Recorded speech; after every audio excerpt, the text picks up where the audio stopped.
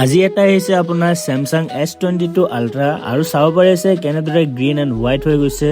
তো বলক ৰিপেয়াৰ কৰোঁ, ফোনটো খুলি লওঁ এণ্ড আপোনালোকৰ সন্মুখত লাইভ দেখাওঁ। সো ফোনটো মই ফাইনেলি আপোনাৰ খুলি ললোঁ। খোলাৰ পিছত আপোনাৰ যোনটো আপোনাৰ ডিসপ্লে আছে, ডিসপ্লেটো আপোনাৰ সেপাৰেট মেচিনত দি কেনে আপোনাৰ ডিসপ্লেটো সেপাৰেট কৰি ল'ম। ঠিক আছে, আগতে মই এলকহল দি কেনে অকণমান সেপাৰেট কৰি লৈছিলোঁ, বাকী এতিয়া ফুল সেপাৰেট কৰি ল'ম।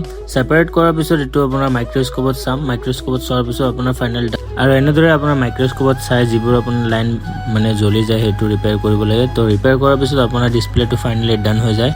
চাব পাৰিছে ফাইনেলি এইটো ডিসপ্লে ৰেডি হৈ গৈছে। চাইছে এইটো ডিসপ্লে হয়, একো চেঞ্জ কৰা নাই এণ্ড ফাইনেলি ডান হৈ গৈছে। অলপ আগতে ফুল এইটো ডিসপ্লে গ্ৰীণ হৈ আছিলে, এতিয়া চাব পাৰিছে।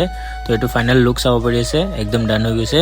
তো আপোনালোকৰ যদি এনেকুৱা S22 Ultra, S23 Ultra, S24 Ultra, S25 Ultra এনেকুৱা যদি আপোনাৰ প্ৰব্লেম হৈছে তো আপোনালোকে ভিজিট কৰিব পাৰে আইফোন গেৰেজত, নহ'লে বায়'ত নাম্বাৰ আছে, কল কৰিব। তাৰ পিছতে আপোনাৰ S23 Ultra এটা আহিছে আপোনাৰ ডেড কণ্ডিশ্যনত। তো দাদাজনেতো ছাৰ্ভিচ চেণ্টাৰত দেখাইছিলে, তো ছাৰ্ভিচ চেণ্টাৰত কৈছে যে মাদাৰবোৰ্ড চেঞ্জ কৰিব লাগিব, কিন্তু মই এইটো মাদাৰবোৰ্ডে ৰিপেয়াৰ কৰিম। আৰু এইটো আপোনাৰ ডেড হৈ গৈছে, আপোনাৰ ফুল ডায়গন'জ কৰি লৈছোঁ।